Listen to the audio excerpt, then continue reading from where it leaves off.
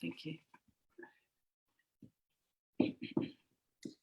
Okay, welcome everybody to the Finance Performance Committee meeting for May 2022. And could we please all stand in the council chambers, and we'll have the reading of the council prayer by Councillor Wilson. Happy to, Chair. Almighty God, as members of the Rangitikei District Council, we give thanks for all the good things of our district and the advantages we enjoy. We pray that you will give us wisdom and guidance as we conduct the affairs of this meeting. We pray for all our communities and the district we represent. Help us to be fair and honest in our discussions, and help us to work together for the unity and the welfare of all your people. Amen. Amen. Amen. Thank you, Councillor Wilson, for that. Okay, we'll call for apologies. I haven't received any apologies as such. Carol, have you received anything? No apologies for this meeting. Apologies. Okay, thank you.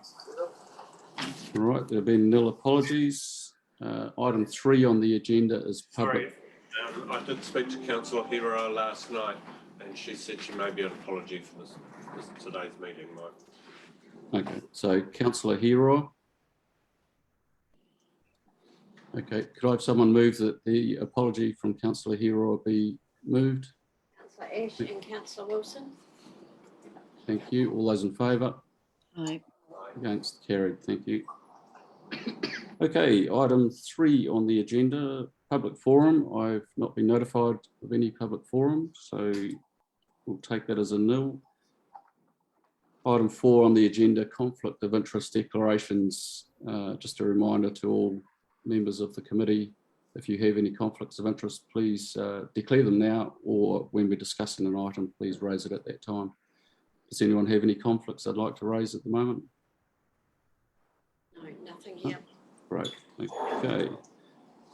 Confirmation of order of business. I will take it as listed on the agenda. So I haven't been notified of any change of order of business. And we'll move to confirmation of the minutes of the previous meeting held on the 28th of April 2022. On the order paper, that starts on page 6. And I'll just run through page by page, and if there's any amendments required, please notify me at that time. So we're starting on page 6, 7, 8, 9, 10, 11, and 12. Are there any amendments required to those minutes? Nothing here, Nigel. No? Okay, so could I have someone move that those minutes are a true and accurate record of the meeting? Thank you, Councillor Duncan, seconded by His Worship the Mayor. All those in favour? Against? Carried. Thank you. Moving on to item 7 on the agenda, which is the follow-up action items. It's on page 13 of the order paper. The list is on page 14. We'll have all had an opportunity to read through those action items. There have been a number that have been closed, obviously. But are there any questions of those follow-up action items? Councillor Dalgety. Okay, Councillor Dalgety. Just a question around the Samoan Remembrance Day, and wondering if that follow-up has happened and they've taken up that offer of $1,000. Okay, I'll hand over to staff to answer that question. Yes, that's all been actioned, and I think the payment's even gone to them. Yes, thank you. His Worship's got a question, Chair. Yep, Your Worship. Thank you. With regarding item number 4 in progress, regarding the total sales by rating category group, Councillor Gordon asking if it was possible to see more detailed information on this as price per hectare. I'm just a little bit concerned, Councillor Gordon's online, as to the amount of work and scope with regarding to this, and how effective the information. I see it's in progress, but is this a huge amount of work to prepare? We're talking to a firm that specialises in property data, and they've offered to give us a presentation sometime in June. So what we might do is to see what they've got to offer and how easy it would be to take up their system, and if the system is useful, and then report back next month. Yeah, a follow-up question from me around what information actually is useful, because you can have bare land that comes in at so much per hectare. If it's got a milking shed and plant on it, that contributes to that sale and purchase. I just don't quite understand what useful information we'll get. So, Yep. Perhaps a question that needs to be answered by Councillor Gordon, who obviously raised this issue in the first place. So, Councillor Gordon. Yeah, thank you, Chair. Yes, in answer to His Worship's question, it was actually that detail that really was missing, because we just got these bulk sales and there might have been a sale that said, you know, a property was sold for $1 million, but it was rather meaningless. But then, in all fairness to staff, I didn't mean for this to be a huge volume of work. It was really a granularity of information was available or not. And if it is, it's easy. And if it's not, then I don't want to see a humongous amount of work being put into this. It's just about getting good quality reporting, really, from other people, not from ourselves. Okay, so does that answer your question, Your Worship? yeah, then the question comes back to staff as to how much work do you want done? Correct. Yeah, so Mr. Toombs advised that we may have a presentation given to the committee during June, possibly. Is that correct? Yeah, whether staff would see the presentation first and it could come to the committee in July, that might be more preferable. Okay. Is there a lot of work involved in that? No? Well, we only found, we only got the initial response from the company yesterday, so I haven't had time to actually go into detail as to what they'd be looking to provide and the cost. Councillor Belsham, Mr Biggs wants to just make a point. Okay. Thank you, Mr Chair, and thank you, Carol. I would suggest we could, as staff, meet with this company to assess the work and financial impact of any engagement we might have, and report that to the Finance and Performance Committee, not have the company come to Finance and Performance. If that suits you in His Worship's question. I think that would be an advisable path to take. Councillor Gordon, would that be acceptable? And Your Worship? Yeah. Fine, I just didn't want to see an opening at a particular item, that's all. Okay, any further questions to the follow-up actions? Councillor Dalgety. Councillor Dalgety. Just interested if we've asked QV if they would provide a one paragraph summary of the range of per hectare rates, if that's what the councillor is after. I mean, they're doing these assessments. They may add that to their report. I don't know if that's an avenue. That could be something that perhaps staff take on board when they're discussing also with this other company, and come back to this committee with some suggestions. Would that be advisable, Mr. Biggs? Yes, thank you. Yeah, thank you. Any further questions? Nothing further here. Okay, right, there being none, could I have someone move that the current follow-up actions report be received? No. We've got Thank you. Councillor Carter, did I see a hand waving down there? Councillor Carter and Councillor Dalgety. Councillor Dalgety, all those in favour? Against, carried, thank you. Okay, item 8 on the agenda is the Chair's report. I'd emailed that out, and there should also be a tabled report in the meeting room. I'm happy to table that report, and I'm happy to take any questions of it. I'll just make, there's only a couple of items on there that I've made comment on, and one is the happy or not reporting, and with the information that's been provided to us as well, and the systems that are coming up, looking forward to seeing the reporting coming out of those when they start rolling out. It should provide us with some clearer input from the community as to satisfaction of the performance of what we look after. And the other item was the financial snapshot showing the council to be in a healthy fiscal position at the moment. But yeah, however that comes about through capital programs still to be undertaken, and this has an impact in a number of areas. And depreciation is one of those when we're shifting the bow wave, so to speak, of capital programs further out. But I'm happy to take any questions of the report, if there are any. So Belsham, would it be opportune to give you an update on the other feedback forms that we are rolling out? Yes, it would be. Yeah, that'd be great. Thanks, Carol. So what we've done is, following your input from the last meeting where you asked for some questions around water, roads and footpaths and waste transfer stations, they've now been loaded into the feedback form questionnaire.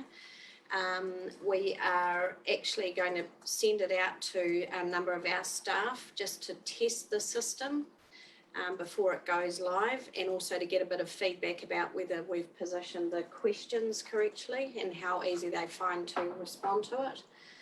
Once that's done, our intention is to make it live on 1 June. And prior to that, we've got some comms written about the differences between an RFS and this feedback form, and the other ways that we encourage people to contact council. And in particular, if it's an urgent issue, then they should always be phoning us. So we've got that comms all ready to go, and then we will do a direct email to those on our database. We'll put it in our Connect and on our website, Facebook, and send emails out to councillors, committee chairs, etc., community board chairs, to make them aware that this system is now available. And we're also just working through getting the QR codes onto each of the facilities that we talked about. And I've got a meeting with Gayleen and Murray Phillips next week to make sure that we get those, that they're happy with where we position them and what they're looking like. So we're ready to roll. We're just working through those stages at the moment. That's great. Thanks, Carol, for that update. And yeah, certainly some exciting stuff starting to roll out, and look forward to the feedback that comes back from them. So thank you. That's fantastic news. So I'm happy to take any questions of my report, or perhaps if there's any comments or questions about what Carol's just updated there. Mr. Biggs. Mr. Biggs. Sorry, Mr. Chair. I saw your hand raised quite highly there, so well done. I feel like we're in the back of the classroom. But, I just wonder, and I've not discussed this with Carol, would the committee wish for us not only to go to staff, but engage our community committees or community boards in terms of looking at the proposed system, or are you happy just to stick with staff? I think that's probably a very good idea, actually, to circulate that around the community boards and committees. Certainly getting their feedback would be advisable. Happy to take any other comment that either supports that or questions that. No, a general support for that, so that's a great idea. Thank you, Peter. Okay, any further questions? Otherwise, I'll move that my chair's report be tabled, and could I have a seconder, please? Councillor Carter, thank you. And all those in favour? Against? Carried.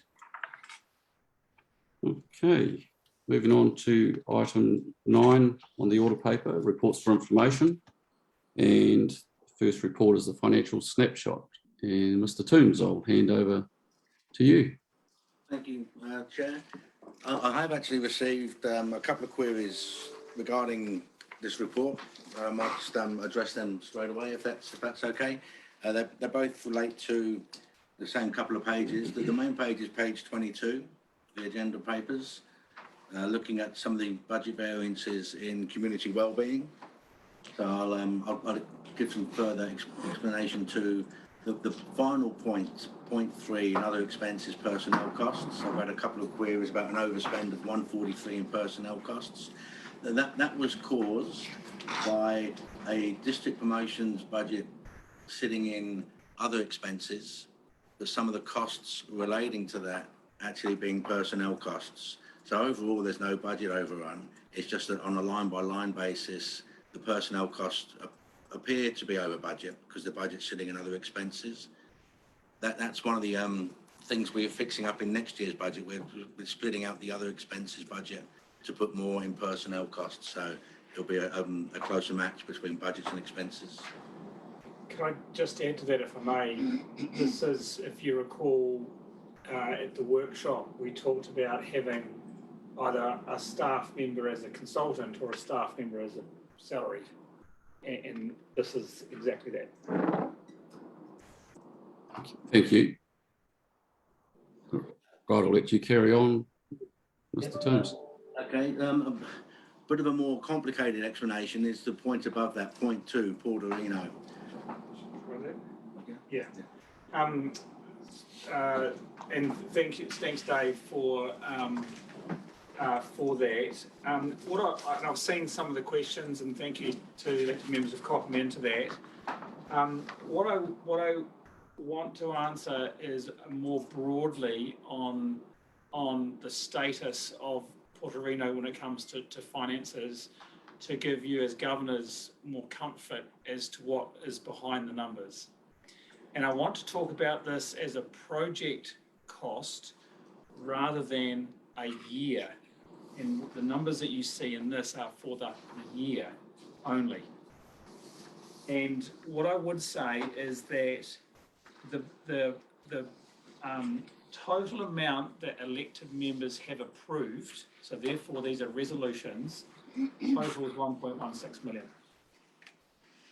That's in the last 3 years.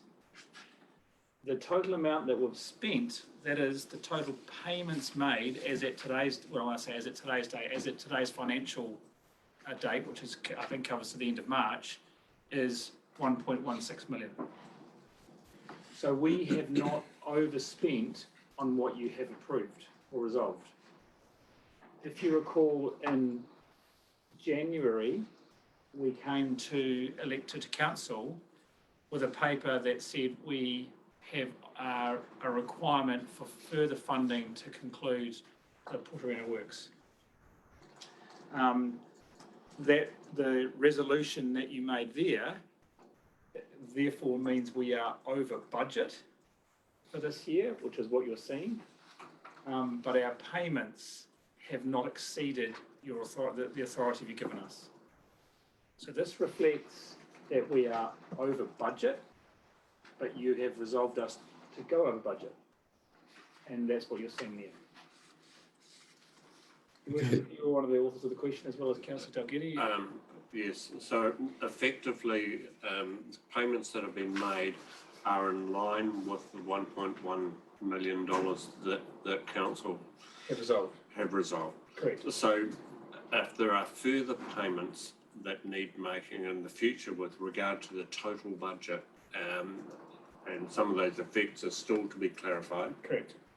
That will be a paper that needs to come back to full council for justification where it will be funded from and why. Yes. So it's a little bit of effectively watch this space in the future, isn't it? Correct. Okay, thank you. Councillor Dalgety, I know you raised that question, so are you happy with the answers that have been provided? Yeah, thank you. Okay. Thanks for that explanation, Peter. And I'll hand back to Dave to carry on with the report. Thank you. The other question or query we were asked is in relation to the capital carry forward program. So that's on pages 27 and 28. What we've been providing for the financial year to date is a list of year-to-date spend, year-to-date budgets, full-year budgets, and forecast carry forwards. We've been providing, I think, since Christmas.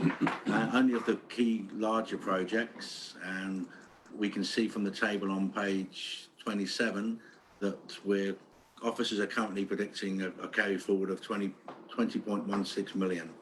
the fourth column with numbers on, and the key projects are listed underneath that. What we've been asked is can we provide more detail around the other projects as well? So yes, after this meeting, we'll be able to send out a project. That's a more detailed summary. Yeah, Thank you. And I know that was a question raised by Your Worship. So, Your Worship, does that answer your queries you raised? yeah, and one of the reasons for this is literally one of community expectation. So when we draw up our budgets and annual plans and so on, we go to the community and say, this is the work that we're going to do.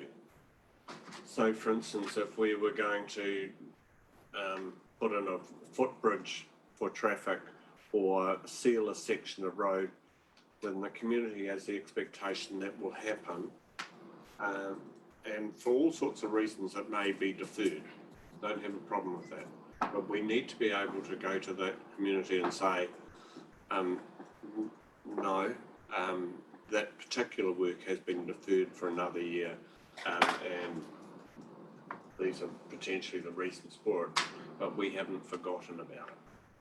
So it's just so that councillors can actually explain to people that it hasn't been forgotten or what the reasons are. Okay, thank you for that, and happy for you to carry on with the presentation of the report, Dave. Thank you very much. Yeah, so we'll circulate them details after this meeting to all councillors, not just committee members. Thank you. So that's addressing the queries we were asked pre-meeting. I'm happy now just to take any other questions that other committee members may have regarding the report. Okay, all right. So, Wilson? committee members, Councillor Wilson. Yeah, thanks. Just on the subject of other expenses, throughout the reports and the various different cost centres, they're quite a sum of money, and I can see that there's some explanations in there, but it struck me as on page 19 of the report, other expenses. It says there that part of that is building stocktake expense and MDC professional services. I understand the MDC professional services one, which relates obviously to our shared services, but a building stocktake expense sitting in as another expense, isn't there a better place that it could be rather than just an other expense? I mean, what is a building stocktake expense? Do we see that as a breakdown as a cost, but why is it just sitting as another expense? Is it something that we didn't know, or surely that can be cost coded to somewhere better place than other expenses? Okay. I'll go first. If I may, through you, Mr. Chairman, what that's about is I've put money over 2 years, last year and the next financial year, and what I want is a third party to look at all the property the council owns, all of it, every single one. And what I want to get back out of that is what is the earthquake position on all those properties? Do we have asbestos issues? Are they in a state that it's better to demolish them? Should we sell them? And what I really want after the 2 years is that we have a more consolidated position on our property portfolio, and what do we want to do with that going forwards? And that then is in time for the next LTP, so we can plan properly what we're going to do with all of those assets. So at the moment, we know we own a lot of property. We don't know what state they're in, what kind of liability there is on council, and it's to kind of tease all that out. Further to that, if I may, Chair, so that also relates to it being budgeted in advance of the cost being incurred. So these costs haven't been incurred as yet. Not as yet, but it is a 2-year program.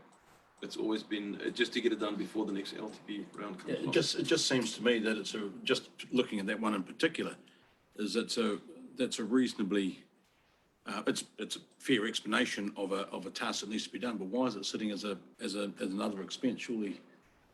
I guess staff could provide answer to that, but we have a list of headings that provide on information on those cost centres. Now, obviously, under other expenses, there will be quite a breakdown behind the scenes, but it's about what this committee wants to delve, how far down it wants to delve into. And basically those headings for each of those cost centres, you cover personnel costs, finance costs, depreciation, and the other expenses that are involved within that cost centre. Do we want to go delving down, breaking down that other expenses column. Perhaps Dave Toombs, you may wish to provide some more clarification around that. Yeah, for sure. And these are the key 5 headings that we've been reporting historically, and they are the key headings that are in the annual financial report as well. But if the committee would like to see more detail or a greater breakdown, please let us know. We're happy to provide it. I don't know that it needs further reporting or breakdown, but if there's something significant in there, such as what you've explained under the other expenses in this report, then that's where the detail gets provided. I don't think we should actually be breaking down every cost centre into individual items, but that's my personal opinion. Happy to take questions. Councillor Wilson first. Do you have any further comment or questions? No, but the fact that, well, just the fact that it's highlighted in there as being part of the significant other expense, just seems to me, and I agree, we don't need to go down to the nuts and bolts, but there's obviously a significant amount of money in behind this somewhere along the line, which I'm wondering what that might be, and if it's in the right spot, I don't know. Happy to leave it there. Okay, Councillor Gordon, you've got a question. Yeah, it's on the same topic. I just wonder how many subcategories sit under other. And if there was 50 categories, then crawling down each rabbit hole is not where we want to be. But if there was 3 or 4 or 5, and that information was easily teased out, it might be worth just having that information sitting there so that we can see it. No more than that, you know. And if there was a big category that said buildings and plant, or buildings and then plant, or something like that, it just gives us a little bit more detail. You know, it's rather granular at the moment. Other, you know, there's fairly big numbers, so I'd support a little bit. I'd support a little bit more detail. A question from Your Worship. Your Worship.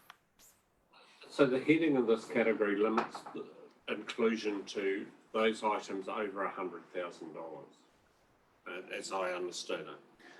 Yes. That's the line. So we're not going down the path of little wee individual nuts and bolts or rabbit holes. And so long, I'm comfortable, so long as it sits within delegation. So for instance, if there was going to be a contract that was let to undertake this work, that's over $100,000, but within delegation, that's not an issue for me. But if it was letting a contract or work done that was outside even the individual officer's delegation or the chief executive's delegation, I certainly would be. So that's the bandwidth, in effect, from my point of view. Councillor Carter. Councillor Carter. Suggestion may be to actually have the figure involved in those headings.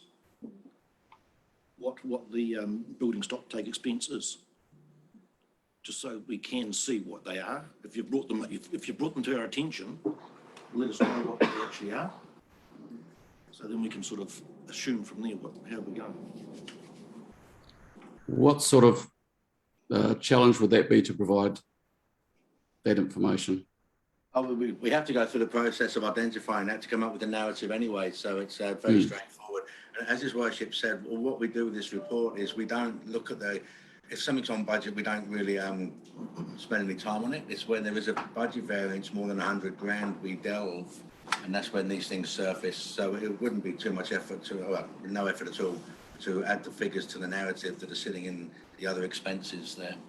So yeah, you can get a better understanding as to how much that these causes are contributing. Yeah. Okay. I'd be happy with that to be provided within that information. Is the committee happy with that? Yep. Right. Okay. Thank you. Further questions of the report?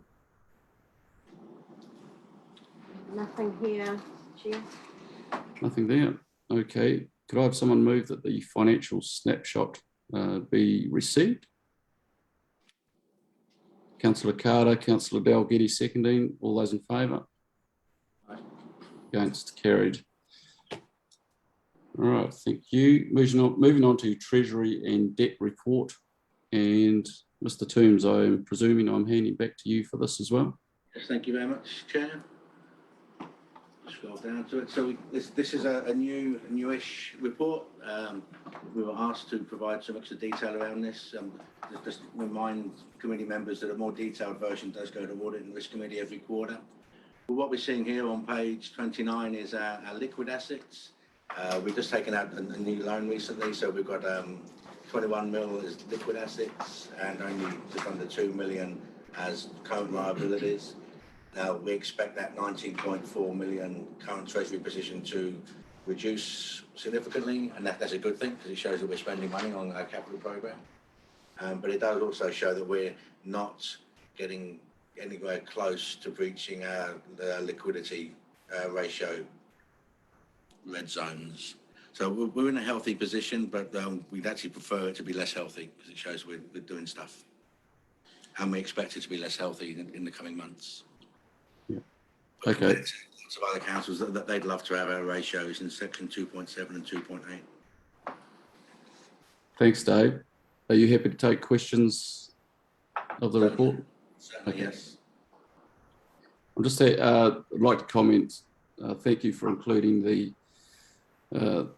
positions within the liquidity ratios, the actual percentages that we've set, what we can not exceed. I think that's important to show where our levels sit. And I know this is reported to audit and risk, but I think it's important to show it here as well within the Treasury and Debt report to this committee. Questions for Mr. Toombs? Nothing here. No Chair. questions around the table? Okay. Can I have someone move that the Treasury and Debt report be received? Councillor Dalgety, seconded by Councillor Gordon. All those in favour? Against? Carried. Thank you. Okay, moving on to the QV monthly report. And Mr. Toombs, we'll hand it back to you again. Thank you very much. And eagle eyes amongst you will realise you've got 2 months worth to look at this month. Where we managed to get April's in as well, where previously we've been 2 months behind. Timing allowed us to get April's in. So there's 2 months worth of QV reports here. I'm not sure I'll be able to answer too many questions about what's behind them, but I think the relevant tables we tend to focus on page 36, and similarly for the following month, page 39, which shows the 3-month change in QV reporting as values of homes very much flat, extremely flat compared to where we were 6 months ago. And I think Yes, thanks, Dave. It certainly is a trend that's happening nationwide, but it's starting to come into this community as well with this district. Certainly still the building activity is strong and certainly in the lower part of the district at the moment, but yeah, the stock valuations are certainly dropping or plateauing as we can see across those figures. Any questions or comments of the report from the committee members? Councillor Wilson and Councillor Dalgety. Okay, Councillor Wilson. Just a general comment, and whether or not Mr. Biggs or Anna may be able to help. How are we placed currently with regards to building consents within the organisation? Are we tracking along well with regards to time plans and being able to attend? How are we looking? I note that we had something out on our media page there that there were some delays. How are we looking at the moment, and is this having an effect? Oh, I don't have an update, I'm sorry. Okay, thank you. Councillor Dalgety. Just a comment around the changes that we're currently experiencing. You know, if you've owned your property for say 5 years or more, I mean, this is obviously very general comment, and it may have doubled in value. So does a value drop back of 10 or 15% now actually affect you that much? Yeah, Over 100 or even more maybe. yeah. I guess that comment would depend on whether you had just purchased your house in the last 6 months. Yeah. Yeah, yeah. No question from your worship. Your worship. What we are seeing a little bit is a number of properties have been purchased as land purchases. And because there's been a little bit of a drop in values, but there has also been government and banks changing lending practices. So we are facing some properties that have been purchased to put a house on, but then the bank has said, well, sorry, it's changed, and they're now not being able to afford to build. They're not being able to get the finance to build. So there's going to be a little bit of a bounce around effect with some properties, and I'm seeing signs of that. Yeah, certainly a changing time frame and mindset from people and landscape. You know, when we see the interest rates starting to increase, and the bank implications that come with that. So yeah, it's certainly challenging what people's original mindsets were. What I am interested in is under the building consents, completed, if I'm reading this correctly, completed last month, 18 done, but we've got 173 under construction. So presumably they're not all ready for building consenting, but it indicates the workload to me that's going to come on that department. Yeah, it's certainly is undoubtedly a fairly large workload, and I don't know whether Mr. Beggs, you want to provide any comment there at all.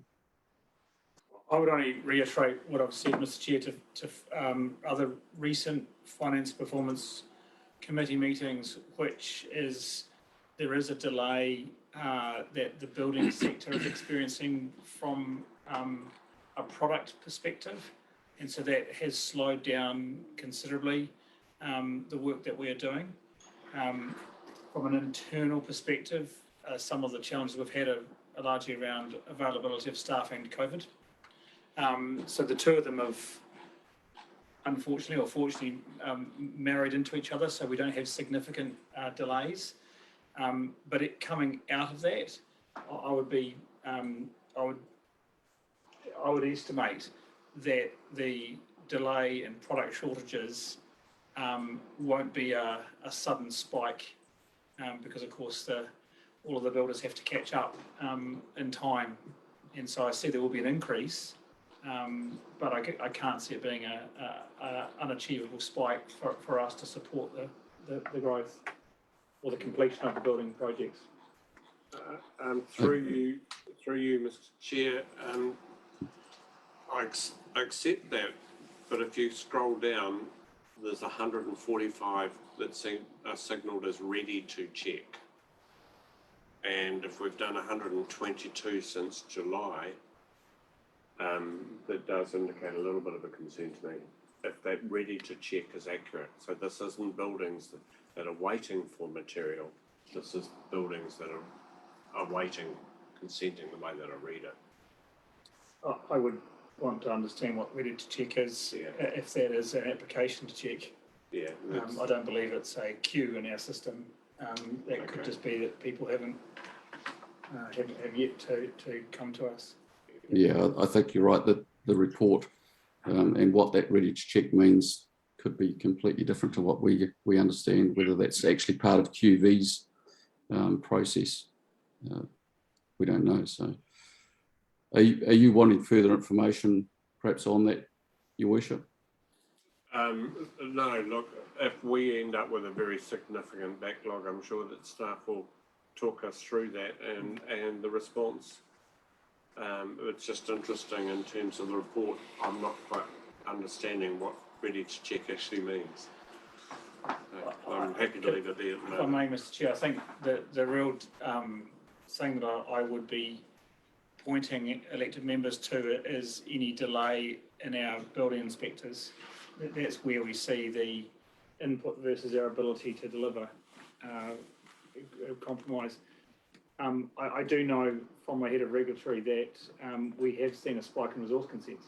It's been a real growth area for us recently. I can't provide you with a reason for that, but I do know that they've been very, very busy in our resource consent team. Okay. Thank you for that update, Peter. Sorry, I didn't catch that.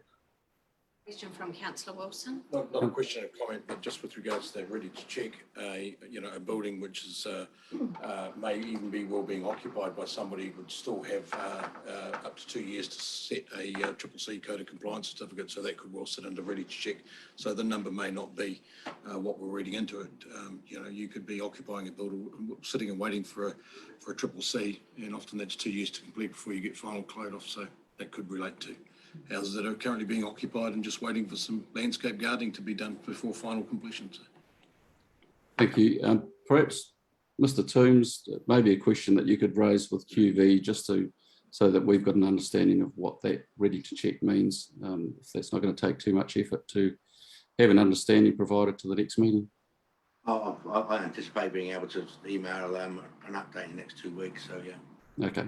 Thank you for that. Question from Councillor Dalgety. Okay. Councillor. I interpret it as they've received the CCC and it's waiting for them to check it and revalue it. And that may be quite possible, but if we can just have that confirmation from QV by Mr. Toombs, that'd be great.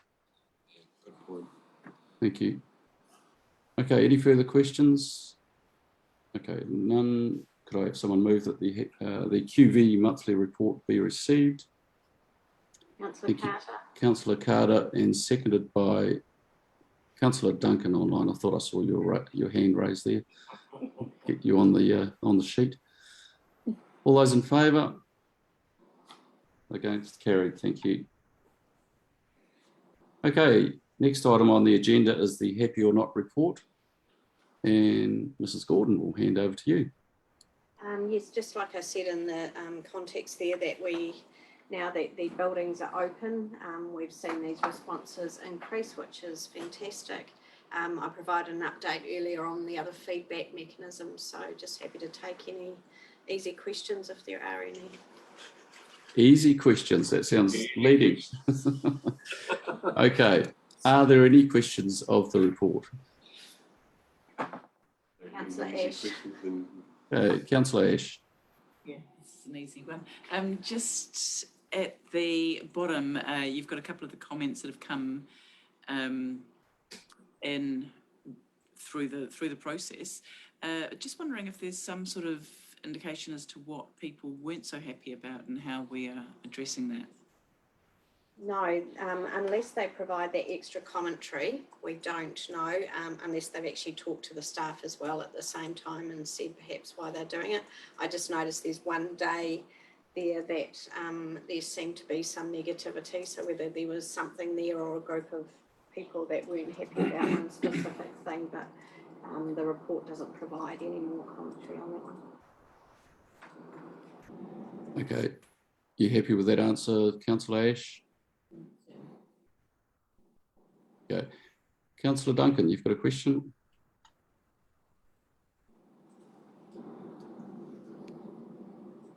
Thank you. I have had some feedback with people saying they didn't know that the Taihape Library was open. So this is a couple of weeks back. But then another comment came to me that the signage, they're waiting on signage and that it's taking a bit of time to get that organised. And the signage at the town hall, of course, is still up, which is a bit confusing for people. And I also noticed that on these order papers, it says at the top that the address for the Taihape Information Centre and council offices is still the town hall. And I wonder if all of that sort of information shouldn't be brought up to date as soon as possible to help with the confusion. Because, yeah, numbers in these places, especially in Taihape, have been very, very low. staff have been saying to me for quite some time that it's incredibly quiet. So I wonder if all of this isn't adding up in some way. Okay, Carol, are you happy to provide some answers or response there? Yes, I think Galen's in a better position to do that, so I'll pass it to Galen. Thank you. Thank you.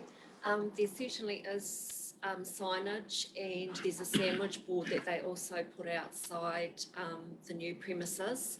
And I'm pretty sure that when I went past the town hall this week that the signpost in the garden had been taken down. So that's only just happened. Thank you. Thank you. Are there any other opportunities perhaps in the Taihape newsletter, Talk Up Taihape? Is it prominent within there about the library being back open? Yes, we've certainly they've had updates within the Talk Up Taihape newsletter that the centre is open again. Okay, great, thank you. You happy with that response, Councillor Duncan? I am. Thank you very much. Great, thank you. Further questions? Carol, just following up from Councillor Ash's comments on page 41, where there are 12% of negative responses in the Martin Library. How do we identify whether we need to investigate anything there if there is a concern? The detailed report, well, the report goes to the managers of each of these areas as well, so they can look at what trends are happening and if there is something there that they need to deal with. So they get this report each month. Okay, so there is a response mechanism or some mechanism that would kick in that they could provide response to if there has been an incident, a one-off incident? Yes. Okay, thank you. Further questions? Okay, there being none, could I have someone move that the happy or not report be received? Councillor Duncan, and seconded by Councillor Ash. All those in favour? Against? Carried. Okay, now I think that was the last item on our agenda. So we have dealt with all the business on the order paper. So I'm happy to close this meeting off at 10:16 and look forward to seeing you all in person again as soon as I can get back into council chambers. Now, everyone online, if we could please stay on, all councillors, sorry, if we could